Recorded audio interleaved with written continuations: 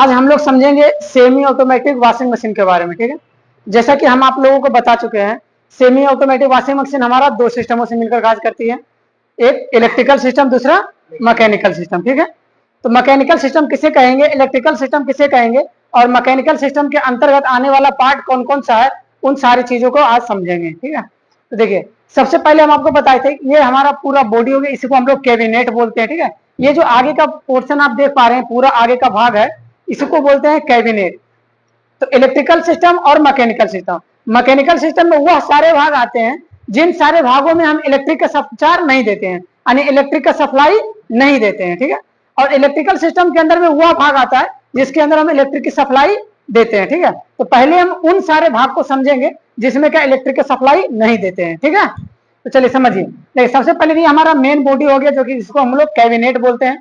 Cabinet में हम लोग इलेक्ट्रिक की सप्लाई नहीं देते। ठीक है, ऊपर की बात करें तो इसमें टोटल दो ड्रम है। देखिए एक ड्रम इधर है, एक ड्रम इधर है। ठीक है, टोटल इसमें दो ड्रम हो गया।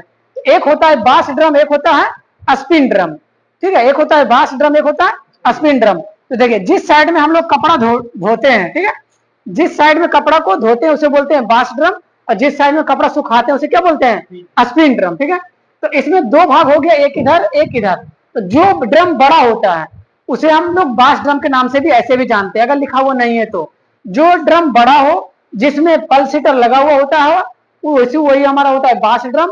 और जो ड्रम हल्का छोटा होता है और राउंड टाइप में होता है, गोल टाइप में, ठीक है, वो होता है हमारा स्पिन ड्रम, और वो पतले में होता है। ठीक है, ये हो गया पहचानने का, देख करके पहचानने का नियम। ठीक है, बाकी तो हम लोग देख करके ऐसे पहचान सकते हैं। देखिए इस साइड हमारा हो गया वाश ड्रम, इसमें हम लोग कपड़ा धोते हैं, और इस साइड में हमारा हो गया स्पिन ड्रम, इधर हो गया स्पिन ड्रम। ठीक है, अभी हम लोग सारे पार्ट को अलग अलग खोलेंगे और खोल करके चेक करेंगे कौन सा पार्ट कहाँ पे लगा हुआ है। ठीक है, अगर बैक साइड की बात करें, इसके पीछे की, इसको घुमाइए थोड़ा सा।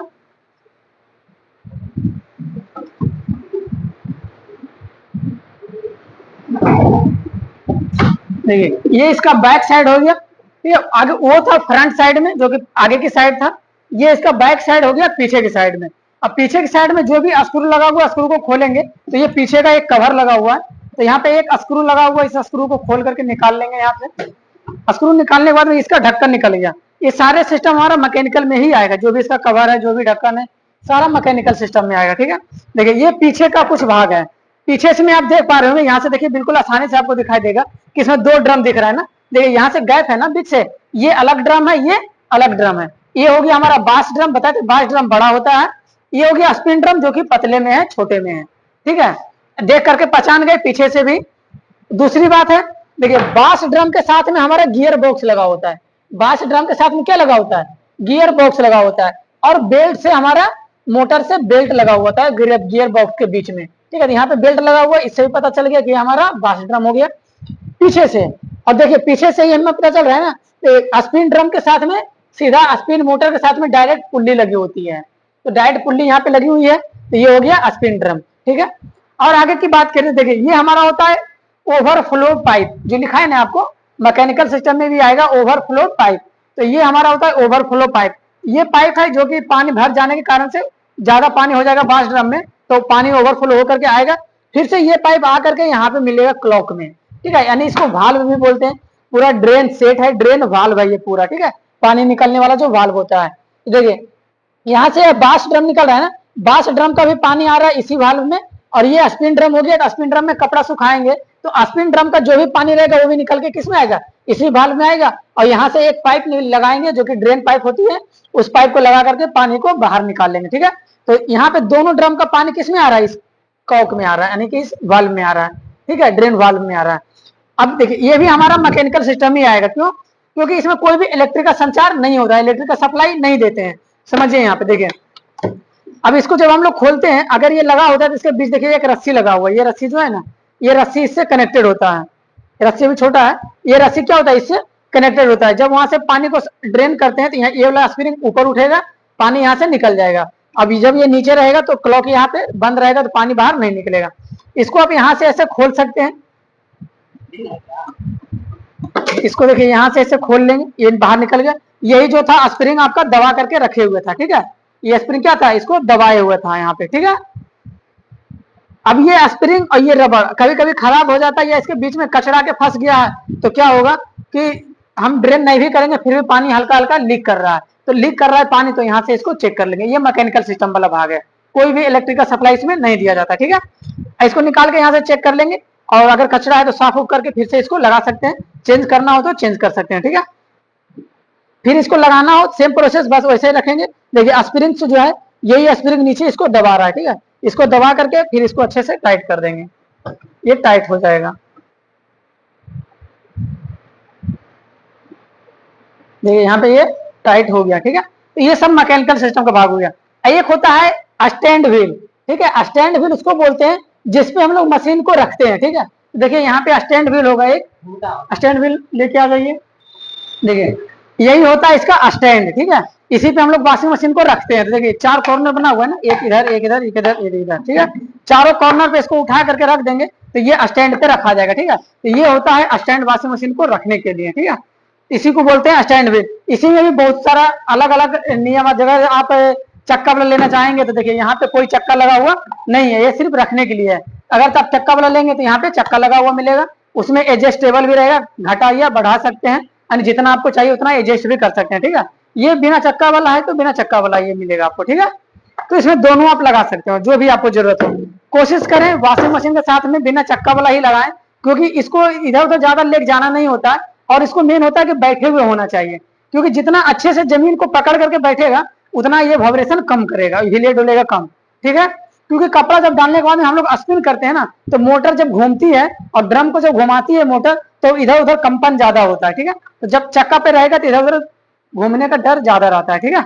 अगर चक्का वाला भी लेंगे तो इसको लॉक होता है, लॉक लगा करके रखेंगे हमेशा, ठीक है। तो देखिए ये हो गया मैकेनिकल सिस्टम का। अब ऊपर वाला पार्ट को खोलेंगे, देखिए यहाँ पे ये भी हमारा मैकेनिकल सिस्टम का ही भाग है। देखिए ये इसका पूरा कवर हो गया आगे वाला, और इसके अंदर जो वायर लगा हुआ देख रहे होंगे ये सारे इलेक्ट्रिकल सिस्टम में आएंगे।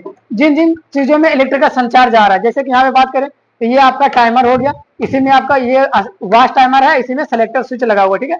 ये यहाँ पे बर्जर हो गया, मानी स्पीकर हो गया आपका, ठीक है। यहाँ पे आपका सेलेक्टर जो ड्रेन पाइप था ड्रेन वाला स्विच हो गया। इधर लगा हुआ होता है स्पिन टाइमर, देखिए स्पिन टाइमर यहाँ पे लगा हुआ है, ये है स्पिन टाइमर, ठीक है। यहाँ पे ये निकला हुआ है क्योंकि स्क्रू टाइट नहीं किए होंगे, ये हो गया स्पिन टाइमर, ठीक है। यहाँ पे ये सारे इलेक्ट्रिकल पार्ट हो गए। यहाँ पर ये सेफ्टी स्विच है, इसी को हम लोग डोर स्विच के नाम से जानते हैं, ठीक है। ये हो गया सेफ्टी स्विच, इसको डोर स्विच के नाम से जानते हैं, ठीक है। तो ये सारा इलेक्ट्रिकल भाग है। इन सारी चीजों में क्या करते हैं, इलेक्ट्रिक का सप्लाई देते हैं, तो इसे हम लोग क्या बोलेंगे, इलेक्ट्रिकल भाग बोलेंगे, यानी इलेक्ट्रिकल सिस्टम में ये सारा आएगा।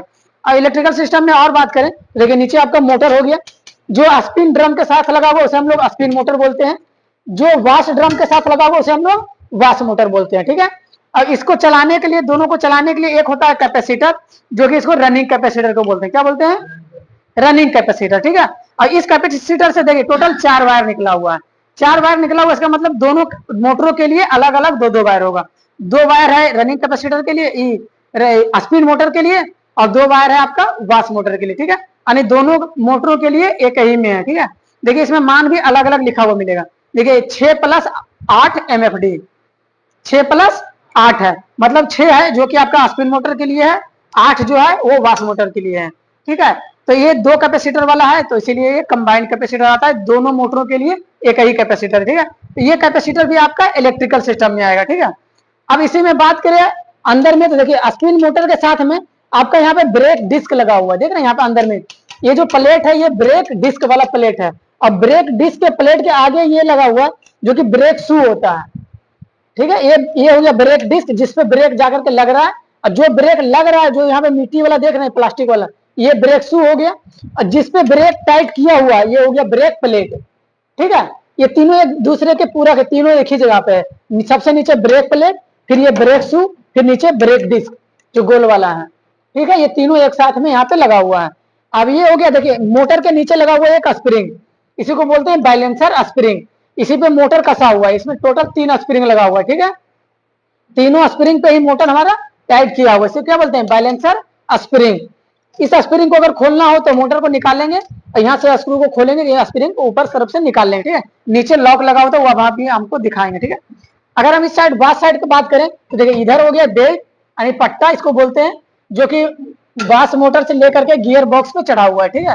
ये हो गया बेल्ट, जिस पे बेल्ट चढ़ा हुआ इसको हम लोग पुल्ली के नाम से जानते हैं, ठीक है। जो हमारा राउंड घुमाने के लिए पुल्ली लगा हुआ है यहाँ पे, ये हमारा गियर बॉक्स हो गया जो कि प्लास्टिक वाला पूरा सिरा देख रहे हैं, ये गियर बॉक्स है। और ये वाश मोटर हो गया जो कि सीधा बॉडी के साथ में कनेक्ट किया हुआ, ठीक है। इसको भी खोलना है, तभी स्क्रू पे टाइट है, इसको खोल करके यहाँ से निकाल सकते हैं, ठीक है। अब यहाँ पे बात कर लिए, अब आगे पीछे की साइड में अगर देखेंगे स्प्रिंग निकालने के लिए, तो पीछे यहाँ पे इसको लॉक लगा होता है, इसको गिराना होगा या तो पलटना पड़ेगा, ठीक है। तो चलिए पहले इसका पूरा पार्ट को खोलेंगे, खोल करके समझेंगे। तो खोलिए इसको, आ जाइए एक आदमी, और जितना भी बॉडी में स्क्रू लगा हुआ है उस साइड में देखिए, एक साइड दोनों साइड में लगा हुआ है, दोनों साइड वाला स्क्रू खोलिए बॉडी का। खोलने के लिए इधर जो भी स्क्रू लगा हुआ था सारे स्क्रू को खोल लिए। खोलने के बाद में इसको इस साइड में ऐसे पलट के देंगे, ठीक है। पलटने के बाद में इसका जो भी अंदर का पार्ट खोलना है वो यहाँ से खोल सकते हैं, यहाँ से चेक कर सकते हैं, ठीक है। जैसे ये आपका हो गया स्पिन टाइमर, ये आपका वाश सेलेक्टर स्विच हो गया, ये आपका हो गया, ये आपका ड्रेन वाला है जो पानी बाहर निकालते हैं, ठीक है, ड्रेन वाला ड्रेन स्विच। और ये आपका टाइमर हो गया, ये आपका बर्जर हो गया, ठीक है। इन सारी चीजों को यहाँ से खोल करके बाहर निकाल सकते हैं, ठीक है। सारी चीज को निकालना है तो इसको यहाँ से खोलेंगे, बाहर ये निकल जाएगा। ये हो गया स्पिन ड्रम ढक्कन। ये क्या है? स्पिन ड्रम ढक्कन, क्योंकि स्पिन के साइड में लगा हुआ है तो स्पिन ड्रम ढक्कन। ये हो गया बास ड्रम ढक्कन, क्योंकि बास के साइड में जो ड्रम ढक्कन लगा उसे हम बास ड्रम ढक्कन बोलते हैं, ठीक है।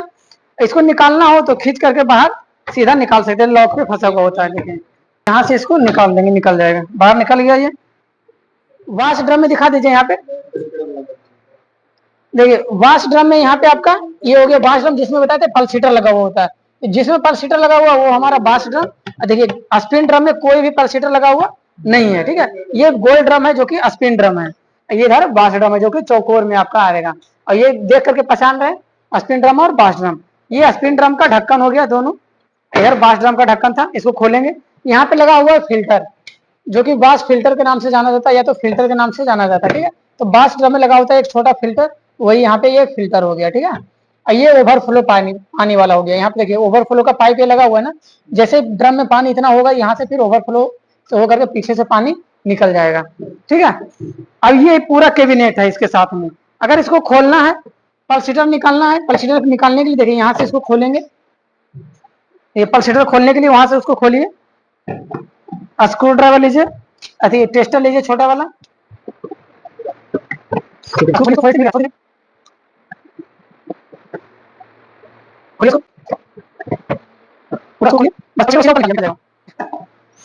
पल्सीटर सीधा उठाइए, देखिए निकल गया, ये पल्सीटर बाहर निकल गया। अब वो आपका सीधा गियर बॉक्स पुल्ली बच गया, उसी पुल्ली में आपका पल्सीटर जाकर के टाइट होगा, ठीक है।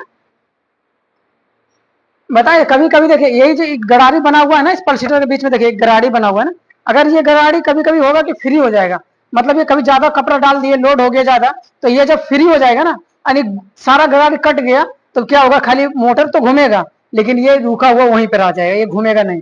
तो कभी कभी ऐसा देखने को मिलेगा आपको कि वाश मोटर तो चल रहा है, गियर बॉक्स भी काम कर रहा है, लेकिन पल्सीटर नहीं घूम रहा है, तो यही दिक्कत होता है। ये जो गरारी है ना, ये जब खराब हो जाएगा तब ये काम नहीं करेगा, क्योंकि ये बैठा हुआ पुल्ली के साथ में है, ठीक है। तो वो तो नहीं कटेगा लेकिन ये कट जाता है, ठीक है, ज्यादा लोड पड़ने पे। तो ये सारी चीजें हैं जो कि ध्यान देंगे, ठीक है। तो फिर बदलाएगा कैसे? पूरा पल्सीटर को चेंज कर देंगे, ये भी चेंज होता है लेकिन उसको चेंज करने से अच्छा पूरा पल्सीटर चेंज करिए, क्योंकि आप अगर इसको बैठाएंगे ना तो सही से फिक्स नहीं हो पाएगा, क्योंकि ये जो फिक्स होता है प्लास्टिक का पार्ट है ना, इसको निकालिएगा हीट कर करके लूज हो जाएगा, फिर जब इसको डालिएगा तो सक्सेस उतना नहीं हो पाएगा, ठीक है। अगर आप चाहे तो इसको चेंज भी कर सकते हैं, अलग से चेंज करने के लिए भी अलग से ये मिल जाएगा आपको, ठीक है। लेकिन कोशिश करेंगे पल्सीटर चेंज कर करके अच्छे से लगा देंगे।